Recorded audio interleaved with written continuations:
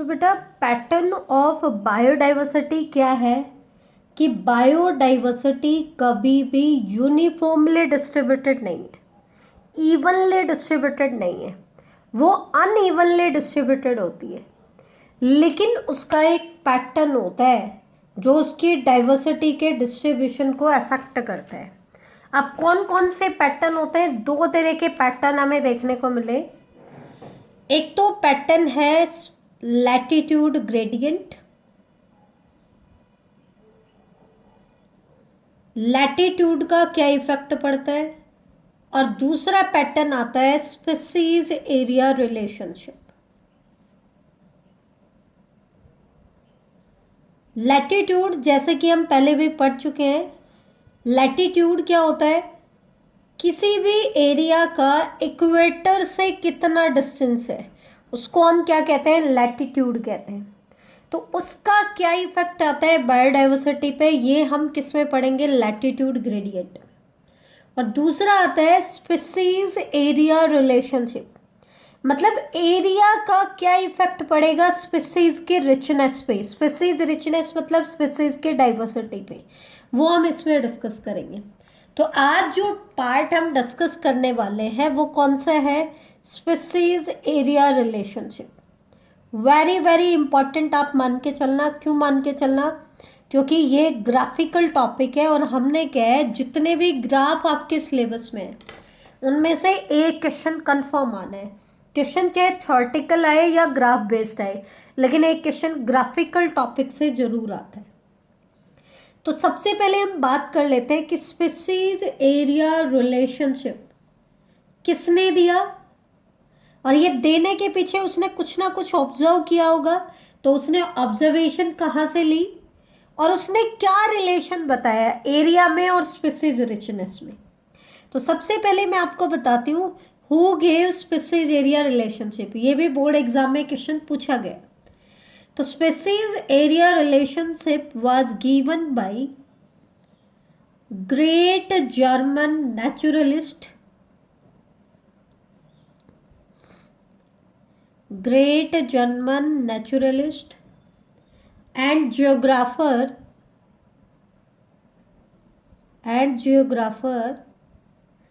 Alexander von Humboldt. अच्छे से नाम याद कर लेना क्योंकि साइंटिस्ट का नाम पूछा जाता है। Alexander von Humboldt. Species area relationship किसने दिया था? अलेक्जेंडर वॉन हेम्बोल्ट ने दिया था। और उसने जो ये रिलेशनशिप बताया, ये रिलेशनशिप किसके ऊपर बेस्ड था? उन ऑब्जर्वेशंस के ऊपर बेस्ड था जो कि उसने साउथ अमेरिकन जंगल्स में ऑब्जर्व की थी। ये किन डाटा के ऊपर बेस्ड था? जो ऑब्जर्वेशन उसने कहाँ पे ली थी? साउथ अमेरिकन जंगल्स में ली थी। ठीक है। और ये रिलेशनशिप क्या बताता है कि स्पीसीज रिचनेस का मतलब है डाइवर्सिटी, कि कितनी ज़्यादा स्पीसीज डाइवर्सिटी होगी। Species richness increase with increasing explored area,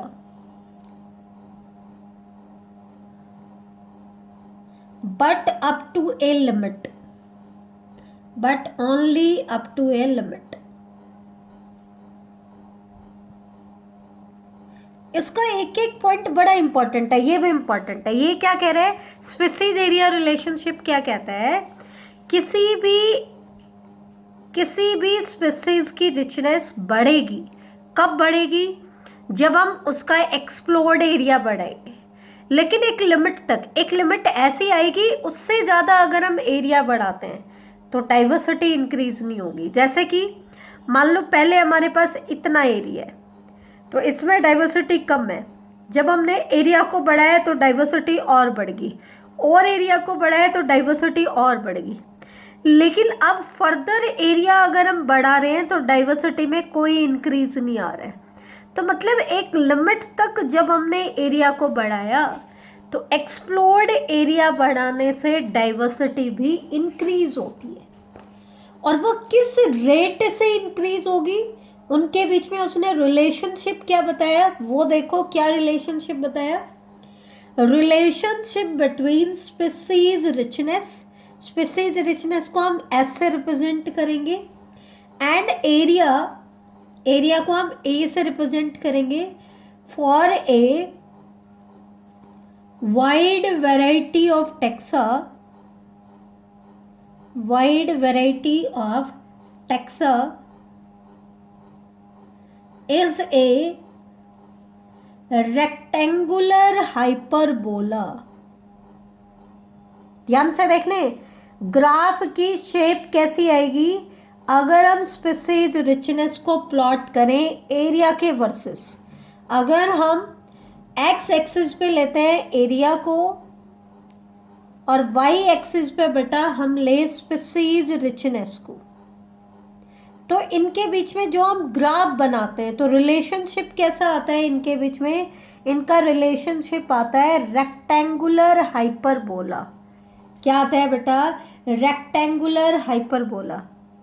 लेकिन अगर इन्हीं की वैल्यू की हम लॉग वैल्यू ले लें, मतलब अगर इसी ग्राफ को हम प्रिपेयर करें on the basis of logarithmic scale, logarithmic scale के केस में ये जो रिलेशनशिप होगा स्पीसीज रिचनेस और एरिया के बीच में वो एक स्ट्रेट लाइन आएगा। दोनों ग्राफ की शेप आपको पता होनी चाहिए, स्ट्रेट लाइन मतलब लीनियर ग्राफ आएगा। लीनियर कैसे, अगर हम इन्हीं वैल्यू की हम ले ले लॉग वैल्यू तो आपको ग्राफ ऐसे लीनियर दिखाई देगा। ये तो है नॉर्मल वैल्यू का ग्राफ और ये है लॉगरिथमिक स्केल का ग्राफ। और स्पीसीज रिचनेस और एरिया के बीच में क्या रिलेशनशिप है, उसके लिए इक्वेशन क्या बताई बेटा, नॉर्मल इक्वेशन बताई, S इज इक्वल टू सी ए की पावर जेड। क्या होता है, S इज इक्वल टू सी ए की पावर जेड। और अगर हम इसी की लॉग वैल्यू ले लें तो ये इक्वेशन क्या हो जाएगी, log S is equal to log C plus Z log A। जो पावर होती है वो पहले आ जाती है, तो Z log A, ठीक है, log C plus Z log A। तो दोनों इक्वेशन आपको पता होनी चाहिए, नॉर्मल रिलेशनशिप भी और लॉगरिथमिक रिलेशनशिप भी। तो नॉर्मल इस इक्वेशन के लिए ग्राफ कैसा आता है, रेक्टेंगुलर हाइपरबोला। ग्राफ की शेप भी आपको पता होनी चाहिए। और लॉगरिथमिक स्केल के लिए ग्राफ कैसा आता है, या तो लिखा होगा स्ट्रेट लाइन या लिखा होगा लीनियर ग्राफ। या फिर बेटा ये ग्राफ दे करके ए एंड बी लिख देंगे, तो ए में आपको क्या लिखना है, एस इज इक्वल टू सी ए की पावर जेड, और यहाँ पे बी में क्या लिखना है, log S is equal to log C plus Z log A। अब क्वेश्चन क्या है कि इस इक्वेशन में जो अल्फ़ाबेट हमने यूज़ किए हैं वो क्या है, S तो हमें पता है, S किसको डिनोट करता है, स्पीसीज रिचनेस को। A हमें पता है, A किसको डिनोट करता है, एरिया को। अब बचे दो पैरामीटर, क्या, C और Z। तो C यहाँ पे क्या है, C है बेटा Y इंटरसेप्ट। C क्या है, Y इंटरसेप्ट। और Z क्या है, Z है slope of the line. Z बड़ा इंपॉर्टेंट है, ध्यान देना। Z क्या है, स्लोप ऑफ द लाइन, या इसको हम रिग्रेशन कोफिशिएंट भी कहते हैं। इसको हम क्या कहते हैं, रिग्रेशन कोफिशिएंट कहते हैं। अब स्पीसीज रिचनेस हमें निकालनी है, एरिया हमें पता होगा, सी की वैल्यू हमें पता होगी। क्वेश्चन क्या आता है कि जेड की वैल्यू क्या होगी, ये सबसे इंपॉर्टेंट है कि जेड की वैल्यू क्या होगी। ये सबसे इंपॉर्टेंट पैरामीटर है जो एरिया के बाद स्पीसीज रिचनेस को डिसाइड करता है। इसको हम रिग्रेशन कोफिशिएंट भी कहते हैं। तो जेड की वैल्यू पे कुछ क्वेश्चंस हैं जो कि इंपॉर्टेंट है, वो देखिए। ये क्या है, ध्यान से देखिए बेटा, ये बहुत इंपॉर्टेंट पैरामीटर है। तो z की वैल्यू पे सबसे पहला क्वेश्चन आता है कि z की वैल्यू क्या होगी। तो value of z remains nearly constant. z की वैल्यू नियरली क्या रहती है बेटा, कांस्टेंट रहती है, ये चीज ध्यान रखना। Generally it lie in the range of, generally it lie in the range of 0.1 से लेकर के बेटा 0.2 तक होती है इसकी वैल्यू। कितनी होती है, 0.1 से लेकर के 0.2 तक इसकी वैल्यू जाती है जर्नली। और एक चीज ध्यान रखना, जर्नली क्या होता है, z value doesn't depend on, does not depend on, ये फिर से एक इंपॉर्टेंट क्वेश्चन बन जाता है, does not depend on taxonomic group, taxonomic group और द रीजन, कि z की जो वैल्यू है, ध्यान से सुनना, ना तो टैक्सोनॉमिक ग्रुप पे डिपेंड करती है। मतलब आप चाहे किसी भी टैक्सा को स्टडी कर रहे हो, वीट को स्टडी कर रहे हो, एनिमल को स्टडी कर रहे हो, आप एक एल्गी को स्टडी कर रहे हो, टैक्सा का उसके ऊपर कोई इफेक्ट नहीं आता है। और ना ही रीजन का, कि आप इंडिया की स्टडी कर रहे हो बर्ड्स को, या आप अमेरिका के बर्ड्स को स्टडी कर रहे हो, ना तो रीजन का इफेक्ट आता है, ना ही टैक्सोनॉमिक ग्रुप का इफेक्ट आता है। जेड की वैल्यू नियरली क्या रहती है, कांस्टेंट रहती है। अब ये क्वेश्चन आ जाए कि हमने कह दिया Z value doesn't depend on taxonomic group और द रीजन, जस्टिफाई करो, इसके फेवर में एग्जाम्पल दो। तो इसके फेवर में एनसीईआरटी ने क्या एग्जाम्पल दिया, हमने अलग अलग टैक्सा लिए अलग अलग रीजन में। जैसे एक तो हम बात करें प्लांट्स इन ब्रिटेन, ब्रिटेन के प्लांट्स की बात कर रहे हैं। दूसरा फिर हमने जेड वैल्यू निकाली किसके केस में, बर्ड्स इन कैलिफोर्निया। अब देखो रीजन चेंज हो गया है, ब्रिटेन से हम कैलिफोर्निया में आ गए, और टैक्सा भी चेंज हो गया। अब हम प्लांट्स की बजाय किसको स्टडी कर रहे हैं, बर्ड्स को। Even mollusc in New York city, mollusc in New York city, हमने अलग अलग रीजन ले लिए और अलग अलग टैक्सोनॉमिक ग्रुप ले लिए, लेकिन फिर भी इन तीनों के केस में जेड की जो वैल्यू है it remains same, value of Z remains same. तीनों के केस में जेड की वैल्यू क्या रहती है, लगभग लगभग सेम रहती है। सेम रहती है इसका मतलब ना तो रीजन का इफेक्ट पड़ा और ना ही टैक्सा का इफेक्ट पड़ा। तो अगर ये क्वेश्चन आ जाए तो आपको ये एग्जाम्पल दे करके आपको आंसर देना है, ठीक है। अब आता है दूसरा केस।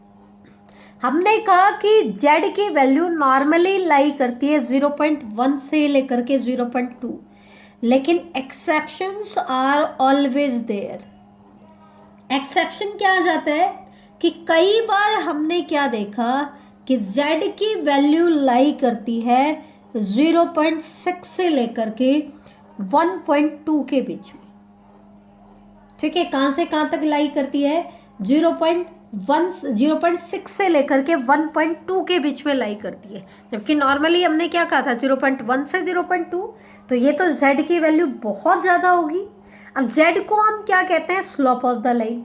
लेकिन अगर z की वैल्यू नॉर्मल वैल्यू की बजाय इतनी हो जाए तो इस स्लोप ऑफ लाइन को हम कहते हैं स्टीपर स्लोप। वर्ड ध्यान से सुना, स्टीपर स्लोप। स्टीपर स्लोप का मतलब क्या है, मोर जेड वैल्यू, कि जेड की वैल्यू ज़्यादा होगी है नॉर्मल से, उसको हम क्या कहते हैं, स्टीपर स्लोप। मतलब Z value lies in the range of 0.6 to 1.2 instead of 0.1 to 0.2, ठीक है। अब क्वेश्चन आता है कि ये एक्सेप्शन कब आएगी, क्या इसका भी कोई पैटर्न है पर्टिकुलर, तो बिल्कुल है, ठीक है। कब, जब हम स्पीसीज एरिया रिलेशनशिप निकाल रहे हैं किसके केस में, अमंग वेरी लार्ज एरिया, जब हमने बहुत बड़ा एरिया ले लिया,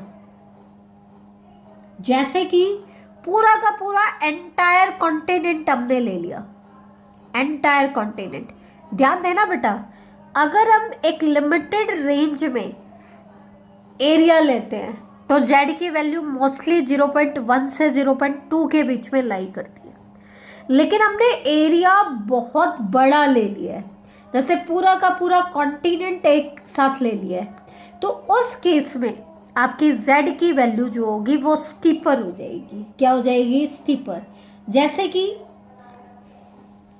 हम स्टडी करें जेड की वैल्यू फॉर फ्रूगीवोरस बर्ड्स।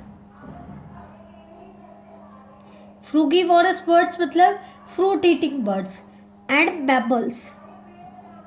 लेकिन हमने एरिया क्या ले लिया? बहुत बड़ा एरिया। कैसे? इनको हमने इनकी स्पीसीज रिचनेस को स्टडी किया in tropical forest of different continent. In tropical forest of different continent, अलग अलग कॉन्टिनेंट के हमने क्या किया? ट्रॉपिकल फॉरेस्ट में इनको कंपेयर किया, अलग अलग कॉन्टिनेंट ले लिया हमने, मतलब हमने एरिया बहुत ज़्यादा बढ़ा दिया। तो उस केस में, इनके केस में जेड की वैल्यू कितनी मिली बेटा? 1.15। अब ध्यान से देखो 1.15 किसके बीच में लाई करती है? 0.6 से लेकर के 1.2 के बीच में। इसका मतलब स्लॉप ऑफ द लाइन क्या हो गया है बेटा? स्टीपर स्लॉप हो गया है। क्या क्या हो गया है? Steeper slope. अब क्वेश्चन पूछ लेते हैं एग्जामिनर आपसे, what do you mean by steeper slope? तो स्टीपर स्लॉप का मतलब है मोर जेड वैल्यू। फिर सेकंड क्वेश्चन आता है कि इसकी सिग्निफिकेंस क्या है? तो स्पीसीज एरिया रिलेशनशिप आप लगा के देखो, S इज इक्वल टू सी ए की पावर जेड। अगर हम जेड की वैल्यू बढ़ाएंगे तो S की वैल्यू भी क्या होगी? बढ़ेगी। तो इसका मतलब more the Z value more the species richness. जितनी ज़्यादा जेड की वैल्यू बढ़ाएंगे उतनी ही स्पीसीज रिचनेस भी क्या होगी बेटा? बढ़ेगी। So more steeper means more species richness. ज़्यादा स्टीपर का मतलब क्या होता है? ज़्यादा स्पीसीज रिचनेस का होना। क्लियर? समझ आया कुछ? अब नेक्स्ट टॉपिक इसमें आता है importance of species diversity to the ecosystem. ध्यान से देख लें, नेक्स्ट टॉपिक इसमें क्या आता है? इम्पोर्टेंस ऑफ स्पीसीज डाइवर्सिटी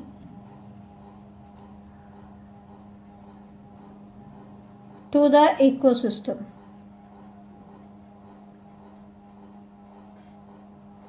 भी हमने कहा कि डाइवर्सिटी ज़्यादा होगी, तो ये जो अगर डाइवर्सिटी बढ़ रही है, स्पीसीज रिचनेस ज़्यादा है, तो उसका इकोसिस्टम को क्या बेनिफिट मिलेगा? इकोसिस्टम के लिए वो कैसे इंपॉर्टेंट है? ठीक है। या फिर ये क्वेश्चन कैसे आ सकता है? whether number of species in a community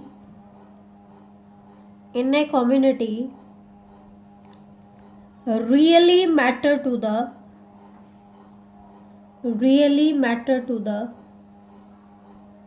functioning of the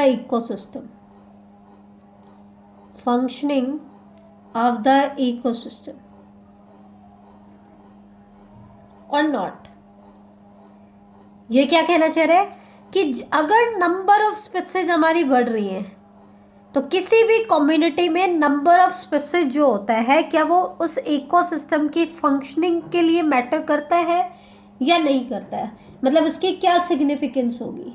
तो बेटा ध्यान देना, इसका कोई भी डेफिनेट आंसर नहीं है। नो डेफिनेट आंसर,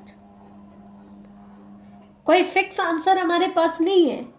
लेकिन मैनी डिकेड से इकोलॉजिस्ट ये मानते हैं ऐसा, इसका हमारे पास कोई प्रूफ नहीं है। क्या मानते हैं? कि कम्युनिटीज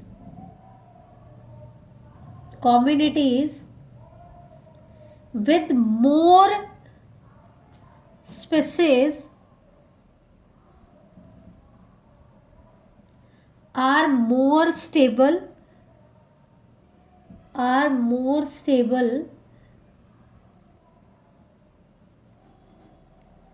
and more productive।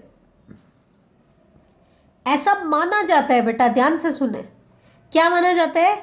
एक ऐसी कम्युनिटी जिसमें नंबर ऑफ स्पीसीज ज़्यादा हैं, वो कम्युनिटी ज़्यादा स्टेबल होगी किसके कंपैरिजन में? ऐसी कम्युनिटी जिसमें नंबर ऑफ स्पीसीज कम है।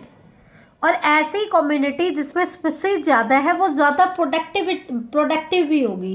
क्या होगी? ज़्यादा प्रोडक्टिव भी होगी।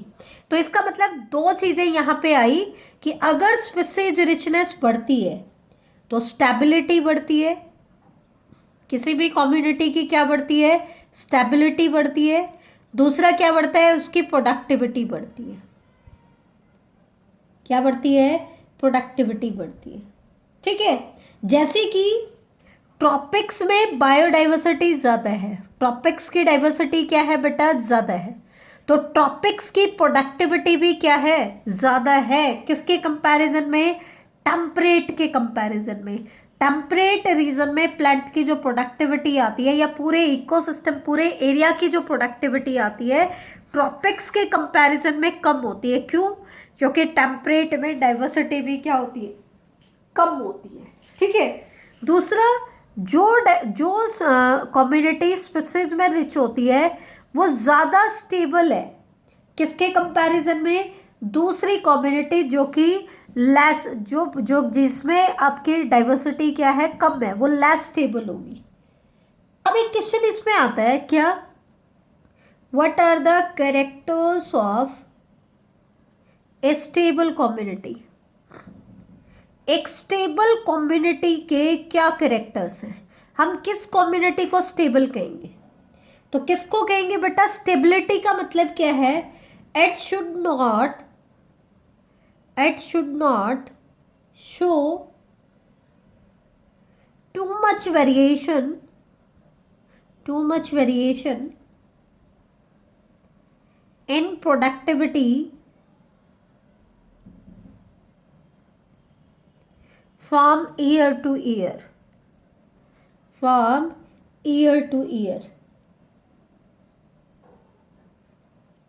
मतलब क्या है? एक साल में, जैसे इस ईयर में जो प्रोडक्टिविटी आई ना वो अप्रोक्सीमेटली इक्वल होगी किसके? नेक्स्ट ईयर की प्रोडक्टिविटी के। वो अप्रोक्सीमेटली इक्वल होगी नेक्स्ट ईयर की प्रोडक्टिविटी। मतलब हर साल लगभग आपको प्रोडक्टिविटी क्या देखने को मिले? लगभग एक जैसी देखने को मिले, लेस वेरिएशन आएगी। मान लो एक बार इस एरिया में 100 टन आपका अनाज पैदा हो रहा है तो अगले साल 110, 95, 90 इतना टन हो सकता है। उससे अगले साल 115, 105 ऐसे, या फिर आपका 105 के लगभग आपका प्रोडक्शन हो सकता है। मतलब ऑलमोस्ट प्रोडक्शन क्या होता है? सेम होता है, ऑलमोस्ट कांस्टेंट होता है। मतलब लेस वेरिएशन आती है प्रोडक्टिविटी में। दूसरा क्या है? It must be either resistant और resilient to occasional disturbances।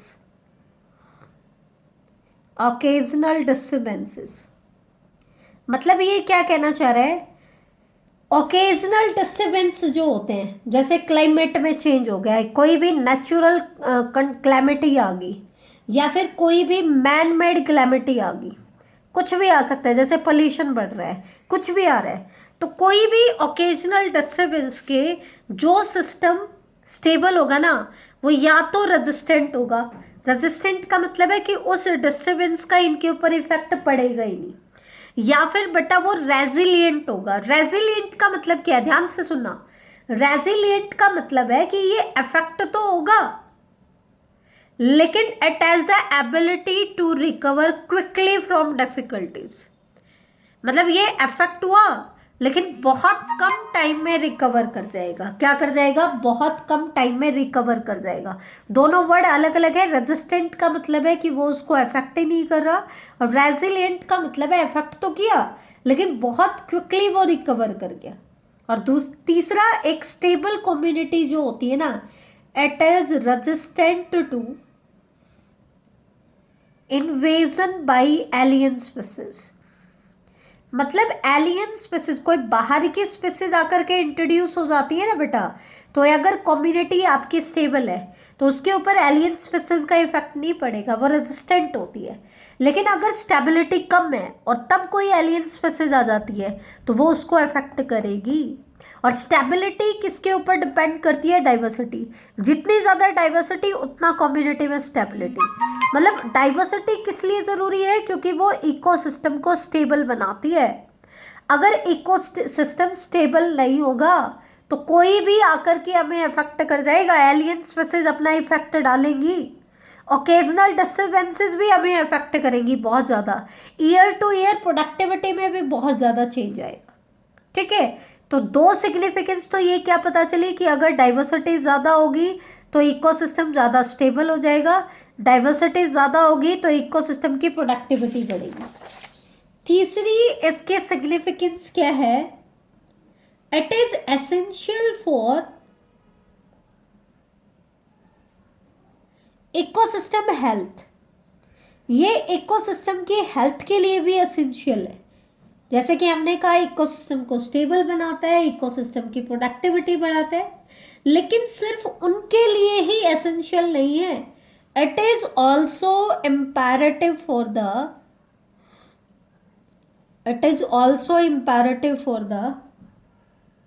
Survival of human race on this planet. भाई एक चीज सोच के देखो, हम भी किसका हिस्सा है? हम भी प्लेनेट का हिस्सा है, हम भी इकोसिस्टम का हिस्सा है। अगर इकोसिस्टम में इम्बैलेंस आएगा तो ह्यूमन भी तो अफेक्ट होगा, क्योंकि पूरी की पूरी फूड चेन अफेक्ट होगी। आ रही है बात समझ में? तो उसका इफेक्ट सिर्फ इकोसिस्टम पे ही नहीं पड़ेगा, ह्यूमन के ऊपर भी पड़ेगा। तो अगर हमारी बायोडाइवर्सिटी रिच हो तो इकोसिस्टम की हेल्थ अच्छी रहेगी और ह्यूमन का सर्वाइवल भी बढ़ेगा। लेकिन अगर इससे विपरीत हो तो क्या होगा बेटा? इससे विपरीत होगा तो इकोसिस्टम की इम्बैलेंसिंग होगी और उसकी वजह से ह्यूमन का सर्वाइवल भी क्या हो जाएगा? डिफिकल्ट हो जाएगा। अब जो ये सिग्निफिकेंस में हमने जो भी बातें बोली कि डाइवर्सिटी बढ़ेगी तो स्टेबिलिटी बढ़ेगी, डाइवर्सिटी बढ़ेगी तो प्रोडक्टिविटी बढ़ेगी, और अगर इसका उल्टा होगा तो रिजल्ट भी नेगेटिव आएंगे। इस चीज़ को प्रूव करने के लिए यहाँ पर दो तरह के हाइपोथेसिस हम डिस्कस करेंगे। एक तो हाइपोथेसिस हम पढ़ेंगे rivet popper hypothesis, rivet popper hypothesis, और दूसरा हम डिस्कस करेंगे David Tilman long term ecosystem experiment. David Tilman long term ecosystem experiment. David Tilman का लॉन्ग टर्म इकोसिस्टम एक्सपेरिमेंट जो है बेटा, ये हमें क्या बताएगा कि स्पीसीज रिचनेस अगर बढ़ेगी तो उससे क्या होगा? प्रोडक्टिविटी बढ़ेगी, स्टेबिलिटी बढ़ेगी। ये तो कौन बताता है? David Tilman long term experiment हमें बताएगा। और रिवेट पॉपर हमें क्या बताएगा कि स्पीसीज डाइवर्सिटी के लॉस का क्या इफेक्ट पड़ेगा। ये तो बढ़ने का क्या इफेक्ट आएगा वो बताएगा, ये लॉस का इफेक्ट दिखाएगा। तो ये हम बताएंगे बेटा नेक्स्ट लेक्चर में। आज हम इतना ही डिस्कस करेंगे। थैंक यू बेटा।